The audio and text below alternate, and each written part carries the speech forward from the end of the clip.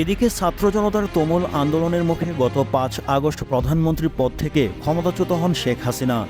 এরপর সামরিক হেলিকপ্টারে করে সেই দিন ভারতে পালাতে বাধ্য হন। এরপর থেকে তিনি ভারতে অবস্থান করছেন। বিশ্লেষকরা বলছে, বর্তমানে বাংলাদেশ ও ভারতের মধ্যকার সম্পর্ক তলানিতে। একদিকে এরই মধ্যে জাতিসংঘের ৭৯তম সাধারণ অধিবেশন শুরু হয়েছে। এতে অংশ নেবেন বাংলাদেশের অন্তর্বর্তীকালীন সরকারের প্রধান উপদেষ্টা ডক্টর মোহাম্মদ ইউনূস।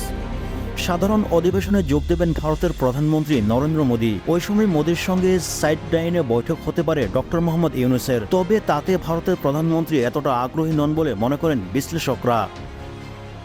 অন্যদিকে ওয়াশিংটনের ওয়েলস সেন্টারের সাউথ এশিয়া ইনস্টিটিউটের পরিচালক ও বিশ্লেষক মাইকেল কুলেগার বলেন, ঢাকার সঙ্গে সম্পর্ক ভারতের জন্য অত্যন্ত সংবেদনশীল বিষয় হয়ে উঠেছে।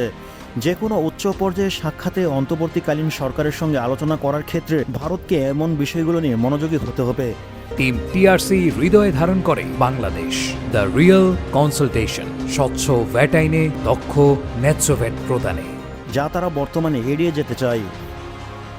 এ সময় কোগেলম্যান আরও বলেন, প্রধান সমস্যা হলো ভারতে শেখ হাসিনার উপস্থিতি। অন্তর্বর্তীকালীন সরকার তাকে বাংলাদেশে প্রত্যাবর্তনের দাবি করলেও দিল্লি তাকে ছাড়তে চাচ্ছে না, কারণ হাসিনার ভারতের অনেক নেতার সঙ্গে ঘনিষ্ঠ সম্পর্ক রয়েছে। গত সপ্তাহে তারা জানিয়েছে, ঢাকা থেকে আসা মোদী ও ইউনূসের মধ্যে বৈঠকের অনুরোধ মানা হবে কিনা তা দিল্লি এখনও নিশ্চিত করেনি। তবে জাতিসংঘের সাধারণ অধিবেশনে যোগ দেওয়ার জন্য এ মাসের শেষের দিকে দুজনে নিউ ইয়র্কে যাওয়ার সম্ভাবনা রয়েছে।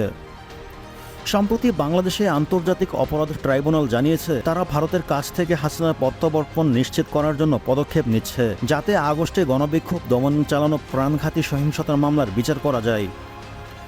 অন্যদিকে দিল্লিকে বাস্তবতাকে মেনে নিয়ে বাংলাদেশে 2.0-র সঙ্গে জড়িত হওয়ার শুরু করতে হবে, যা কখনোই ভারতের সমীকরণে ছিল না উল্লেখ করে এ অধ্যাপক।